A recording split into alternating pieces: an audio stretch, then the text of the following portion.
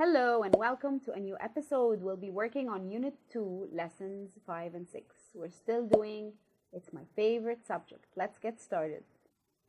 So, now we're going to move on to our objectives. We're going to be reading, listening, and speaking. We will read to understand an article about different journeys to school. We will read for gist to get an overall idea of what a text is about. And we will read for specific information. So those two skills are called skimming and scanning. Now we're going to listen to match speakers with information in the text, and we're going to use critical thinking skills to talk about journeys to school. Now we're going to look at the photo and answer the questions. Where do you think those children are? I want you to look at what they're wearing and what they're holding in their hands, and the stockings they're wearing along with the black shoes, the white shirt and the dark blue uniform, and how their hair is very well tied and looks very neat. Now we're going to go to question 2. Do you think they're talking about their hobbies or their timetable or their favorite food? Let's listen and check what we think. Are our answers or our guess correct or not? That's the bell! What subject have we got next? Let's look at the timetable. We've got computer studies next. In the hall. Hooray! Computer studies? I'm not very good at computer studies. I love it. It's my favorite.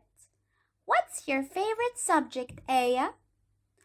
I like science and languages. Are you good at languages?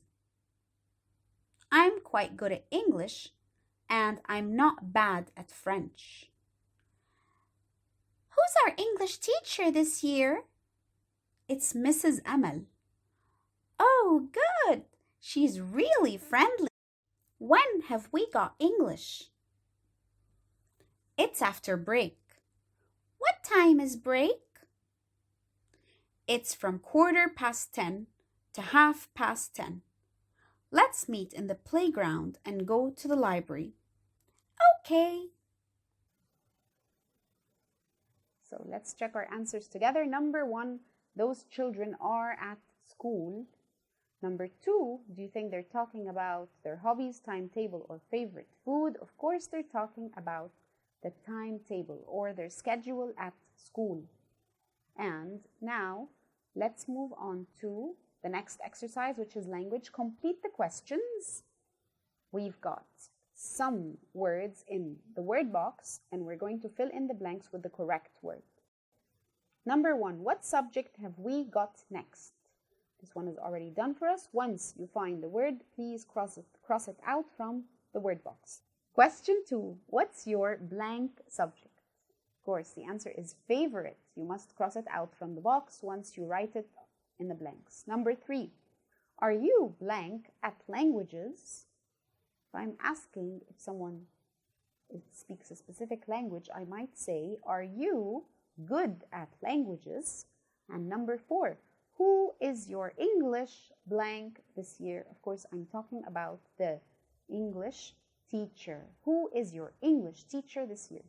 Number 5, when have we got blank? Of course, this is probably a specific subject and it is English. When have we got English? As for number 6, this is the best question we ask when we're at school and we want to find out the answer always. What time is the break? Let's move on. Now we're going to jump to exercise 4. We will match the questions in exercise 3 with these answers.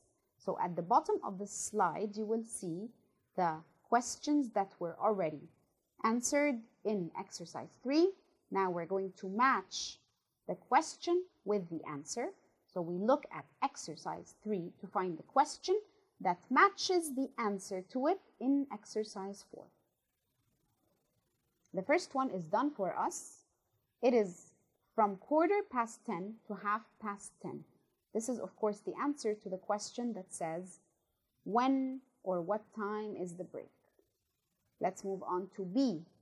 It is Mrs. Amal. So if I'm going to ask about the name of a teacher, I might say Who is our English teacher this year? Which is question 4. So B4. Now we will go to question C.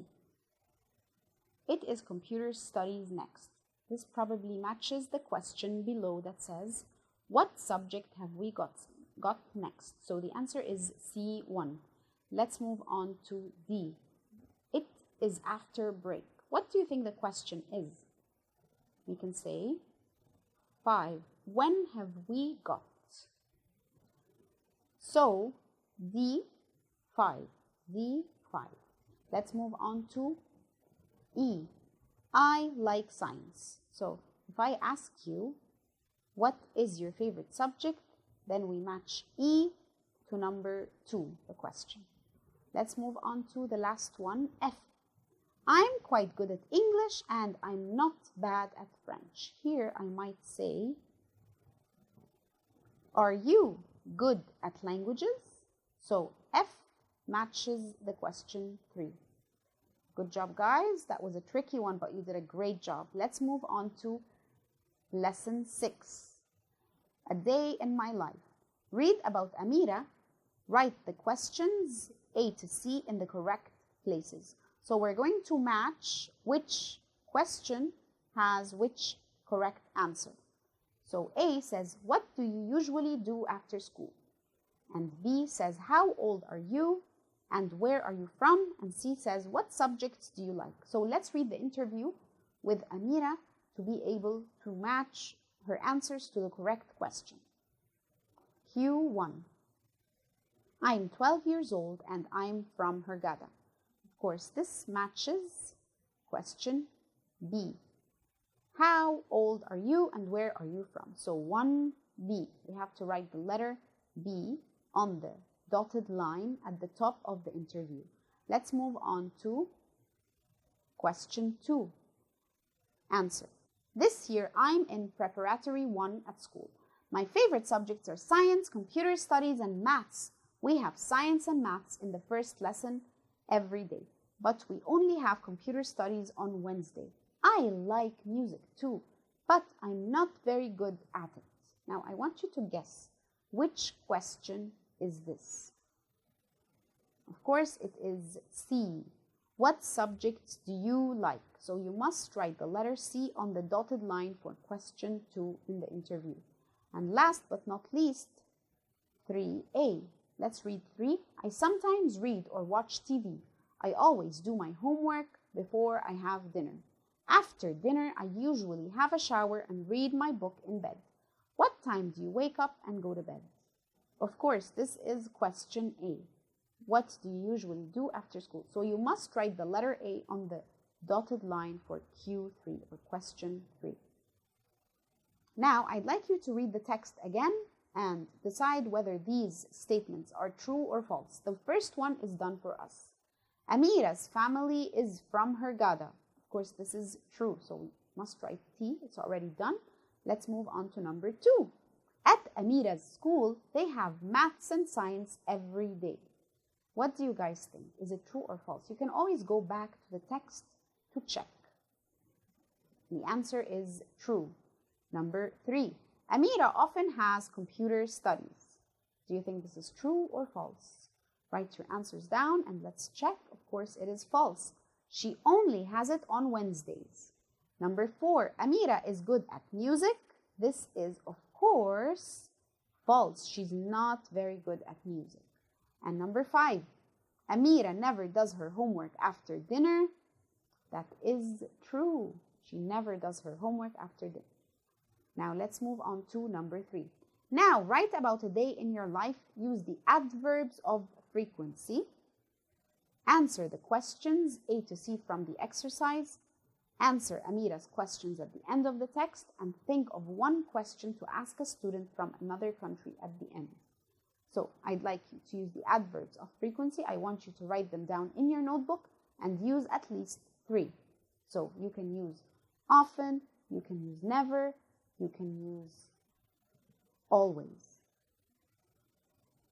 Now this is our proofreading section, which means we're going to read the sentences and find out what is missing or what needs to be corrected. and we need to correct it. Let's look at number 1. I'm a teacher. Now, I want you to look at capitalization and punctuation and maybe even spelling if needed. Okay, so of course, I am a teacher starts with a capital I, but there is no end mark. So we must put an end mark. As for number 2, I like rice, meat, and chicken. If I'm listing things that I like, I must use a comma after rice. As for number 3, when do you go home? This is a question, so it must end with a question mark. Alia's mom is pretty. Here, Alia has only one mother, so we need to use the possessive S. That is singular. So we will write Alia and then apostrophe S. And of course, don't forget the end mark, which is the period. Number 5, I'm from Cairo. Of course, this is a correct sentence, but it's missing one thing, which is the end mark, the period. Good job, guys. Now, writing tip for today. Use punctuation correctly. So you must use a full stop at the end of a sentence. So when I say I'm in grade 7 at school, I must end the sentence with a period or exclamation or question mark, depending on the kind of sentence it is. Use a comma to separate items in a list. When I'm listing things or subjects or food, I have to use a comma between those items. Except before and, we do not add a comma. Use a question mark at the end of a question. So if I'm asking a question, I must have an end mark at the end. What subjects do you do? Of course, we must add a question mark. And last but not least, use an apostrophe. We use an apostrophe to show possession of something or ownership of something. And we use an apostrophe to show a contraction. Amira's family is from Grdae. That means that Amira has a family that come from Grdae. Whereas when I use the apostrophe for a contraction, it is like abbreviating words or making words shorter. So I'm used to be I am, but it turned into a contraction. So it became shorter, and we threw away the A in the trash can to make it I'm instead of I am. Good job, guys. That was Ms. Sara Bassioni. You did an awesome job today. I'm very proud of you. Have a wonderful day.